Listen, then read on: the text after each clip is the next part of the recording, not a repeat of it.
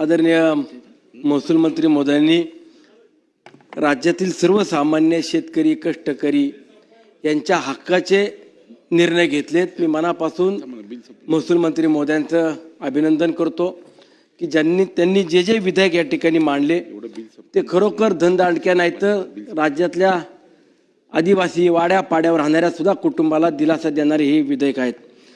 माझी मंत्री महोदयांना विनंती आणि सूचना देखील असणार आहे की हे सगळे पानन रस्ते असतील किंवा गावजोड रस्ते असतील, शेताला जाणारे रस्ते असतील, जे रस्ते आहेत त्या रस्त्यांवरती आपण राज्य सरकारच्या वेगवेगळ्या हेडच्या माध्यमातून निधी टाकतो। 25, 15, 30, 54 आमदार फंड किंवा रोजगार हमीतले देखील अनेक योजनेतनं रस्ते होत असतात।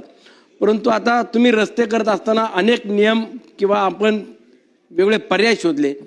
माझी मंत्री महोदयांना विनंती आहे, एखादा रस्ता जर 2 किलोमीटरचा असेल उदाहरणार्थ आणि त्या 2 किलोमीटरमध्ये काही भाग हा फॉरेस्ट हद्दीमध्ये सुद्धा असतो, म्हणजे एका बाजूला आपण सुरुवात केली तर 200-300 मीटर जातो, काही 200-300 मीटर सोडून पुढचा रस्ता आपण परत करतो।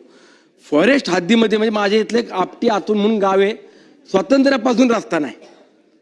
तसंच राजमाची म्हणून गाव आहे, तिथंही फॉरेस्टची काही लांबी ती काही आपल्या वन महसूल विभाग किंवा गाव हद्दीतली रस्त्याची लांबी येते।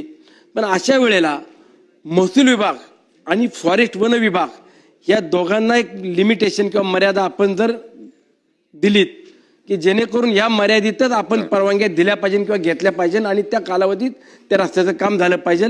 तर अध्यक्ष महोदय, महसूल मंत्र्यांनी घेतलेल्या निर्णयाचे प्रत्येक रस्ता हा 6 महिन्याच्या आत पूर्ण होईल असं माझं मत या ठिकाणी मी मांडतो। गायकवाड साहेब।